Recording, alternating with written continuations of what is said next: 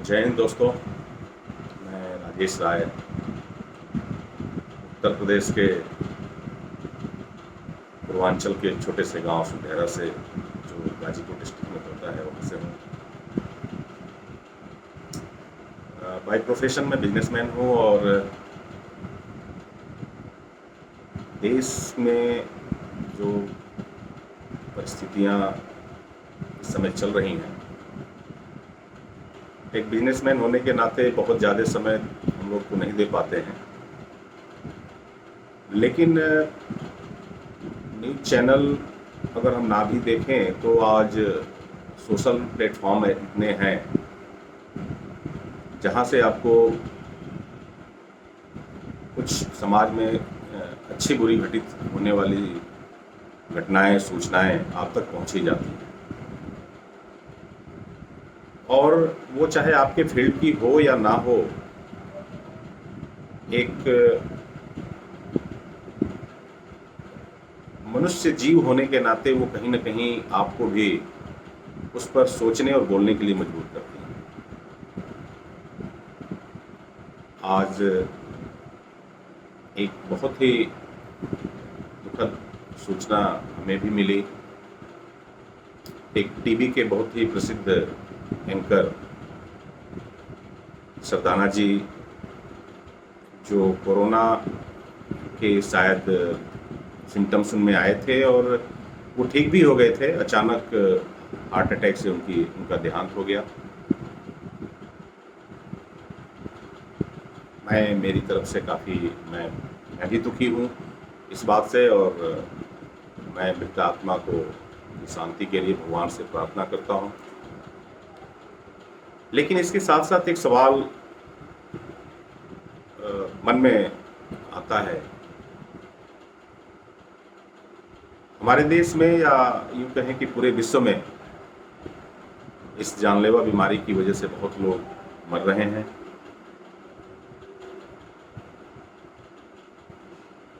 हमें बहुत दुख होता है ये देख के, हमने कितनी सरकारें चेंज कर ली, हम विकसित देशों में आने की बात कर रहे हैं। पीछे हमने एक वीडियो देखा था कि एक डीएम ने कैसे एक बारात, एक शादी समारोह में डीएम साहब जाते हैं और शादी को रुकवाते हैं। उनको लगता है कि ये उल्लंघन है कोरोना में जो गाइडलाइंस दी गई हैं, लेकिन ये कोई इतनी बड़ी बात नहीं है कि वो शादी को रुकवाते हैं। अगर वो उनके कानूनी दायरे में वो चीज़ थी तो उन्होंने रुकवाया, लेकिन जिस तरह उन्होंने दुल्हन को वहाँ से भगाया, जिसकी शादी हो रही थी उसको उन्होंने थप्पड़ मारा। पंडित, जो एक हिंदू आस्था से जुड़ी हुई बात है, पंडित को उन्होंने मारा, लात से भी मारा, थप्पड़ मारा, वहाँ से भगा दिया। इसका विरोध भी हुआ, सोशल मीडिया पे हुआ। उनके साथ क्या एक्शन होगा नहीं होगा वो बात की बात है। रोहित सरदाना जी उसी देश में बड़े ही पॉपुलर हैसियत, उनकी मृत्यु होती है। कुछ भावावेश में आकर के कुछ लोगों ने स्टेटमेंट दिए कि बड़े अच्छे थे, कभी मेरे जानने वाले बीमार पड़े तो उन्होंने फला मंत्री को फ़ोन किया और उनके सहयोग से मुझे अस्पताल में बेड मिल गया। कल कुरुक्षेत्र में उनका अंतिम संस्कार किया गया। मेरे सामने वो वीडियो आई, मैंने भी देखा। कोरोना गाइडलाइन एक दी गई है, वहाँ के भी डीएम ने दिया होगा, वहाँ के क्षेत्राधिकारी और प्रशासनिक व्यवस्थाएं ऐसा की होंगी कि जनाजे में कितने लोग जाएंगे, अंतिम संस्कार में कितने लोग जाएंगे। देश के शमशान, यही मीडिया दिखा रही है कि हर शमशान भरे हुए हैं। मैं जब उस वीडियो को देखा तो मुझे वो गाइडलाइन कहीं समझ में नहीं आई कि कोई लोगों के जाने का प्रतिबंध। पीपीई किट में भी वहाँ एक दो लोग नजर आए जो शायद अस्पताल से आए होंगे। सोशल डिस्टेंसिंग नाम की कोई चीज़ नहीं दिखी। और संख्या का कोई मतलब नहीं है। यूपी के कुछ घटनाएं मेरे सामने आई जिसमें दाह संस्कार करके लौट रहे कुछ संख्या 20 से ज़्यादा लोगों को पुलिस ने अरेस्ट किया, कानूनी कार्रवाई की, और यहाँ पर ऐसा कुछ नहीं दिखा। फर्क सिर्फ इतना है कि सरदाना जी एक वीवीआईपी थे। सरदाना जी जीते जी उन्होंने शायद ऐसे मुद्दों पर वो खुल के बोला करते थे, और ये जो लोग उनको श्रद्धांजलि देने के लिए कुछ एक संख्या से ज़्यादा वहाँ जो पहुँचे थे, शायद उनकी आत्मा भी कराह रही होगी ये देख के कि ये चमचागिरी करने वाले लोग कैसे इकट्ठा हो जाते हैं अपने रसूख का प्रदर्शन करने के लिए। क्या यही मीडिया दिखाएगी इन चीज़ों को? यही सब चीज़ें दिखा करके आप देश को कैसे सिस्टम में डालना चाहते हैं? ये वो मुद्दे हैं जो सोचने पर मजबूर कर देता है कि क्या पतली गली से हम भी निकलते चलें, या समाज के जो सीधा सीधा दिखता है इन मुद्दों के ऊपर कुछ कहें, कुछ बोलें, कुछ सोचें। समाज का एक बहुत बड़ा वर्ग है जो वीवीआईपी लोगों के साथ संबंध बना के रखने में ही अपनी भलाई समझता है। वो सोचता है कि इनके साथ हमारे संबंध रहेंगे तो सो कॉल्ड ये जो डॉक्टरों को हम भगवान कहते हैं, जो आज कफन बेच के पैसा कमा रहे हैं और आम जनता ऑक्सीजन के लिए या ब्लड के लिए या बेसिक सुविधाओं के लिए या एडमिट नहीं हो पाते हैं, और एक दूसरी तरफ ये व्यवस्था, क्या इन व्यवस्थाओं को ही चला करके हम वो एक अंतर्राष्ट्रीय छवि जो अपनी हम बनाने की बात कर रहे हैं ऐसे ही पूरा होगा? सरदाना जी को मेरी विनम्र श्रद्धांजलि है। दुख है उनकी 2 छोटी बेटियां,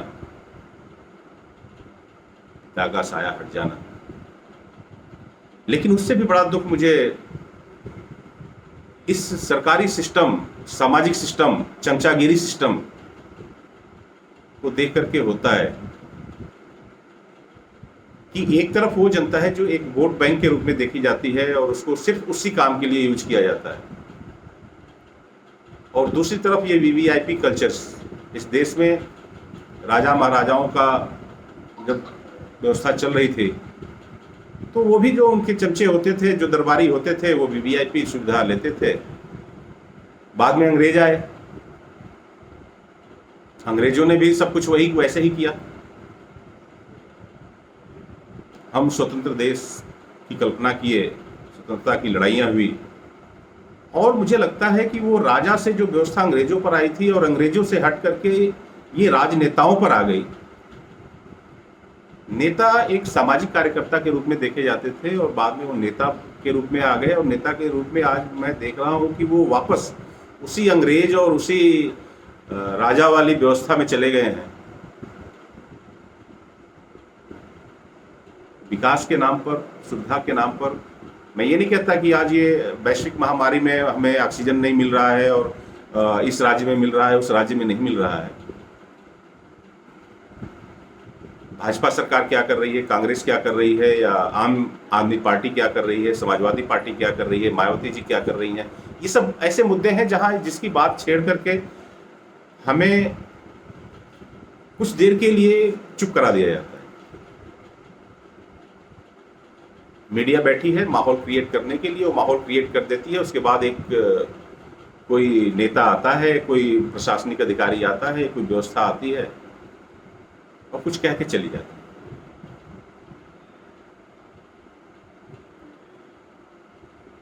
सोचना पड़ेगा, बहुत लंबा समय हो गया। परिवर्तन के नाम पर सिर्फ धोखा, विकास के नाम पर सिर्फ धोखा। एक गांव का आदमी, मैं समझता हूं कि जो अंग्रेजों के समय जो उसकी दशा थी वही दशा आज भी है। किसी पार्टी का नाम लेकर के हम चाहे उसकी बुराइयों को कह के अपनी अच्छाइयाँ साबित करने की कोशिश करें, लेकिन ग्राउंड के ऊपर कुछ भी नहीं है। भगवान का सहारा है, लोगों की अपनी मेहनत है। हम सुरक्षित तभी तक हैं जब हम घर के अंदर हैं। अस्पताल में जाने के बाद सारी बातें धरी की धरी रह जा रही हैं। 2 किलोमीटर, 4 किलोमीटर, 10 किलोमीटर एम्बुलेंस जहां 2000-4000 रुपये आना चाहिए, आज लाखों रुपए मांगे जा रहे हैं। ऑक्सीजन के लिए लाखों रुपए मांगे जा रहे हैं, दवाइयों के लिए लाखों रुपए मांगे जा रही हैं। कहाँ है प्रशासनिक व्यवस्था? एक आदेश ऊपर से आता है कि आप ऐसा नहीं करोगे तो आपका जुर्माने का चालान कटेगा। पुलिस तुरंत रोड पर दिखने लगती है। मुझे तो नहीं लगता कि वो उस कानून को लागू करने के लिए पुलिस दिखती है। वो दिखती है पुलिस सिर्फ इसलिए कि हमें अब चालान काटना है। मैं ये नहीं कहता कि वो कितना % सरकार के खाते में जाता है, कितना किसके खाते में जाता है, वो एक अलग बात है। लेकिन व्यवस्था में खामियां तो इतनी हैं कि अभी ये प्रजातांत्रिक और अंबेडकर जी का लिखा हुआ संविधान इतने संशोधनों के बाद अब परिवर्तन की जरूरत तो दिख रही है।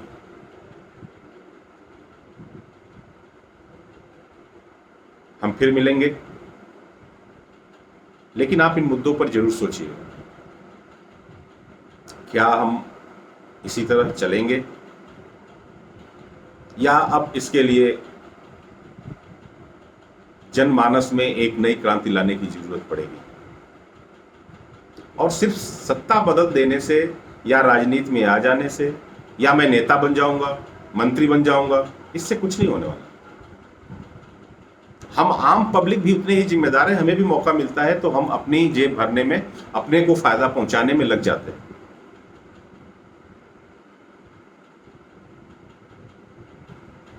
हमें अपने अंदर सुधार लाना पड़ेगा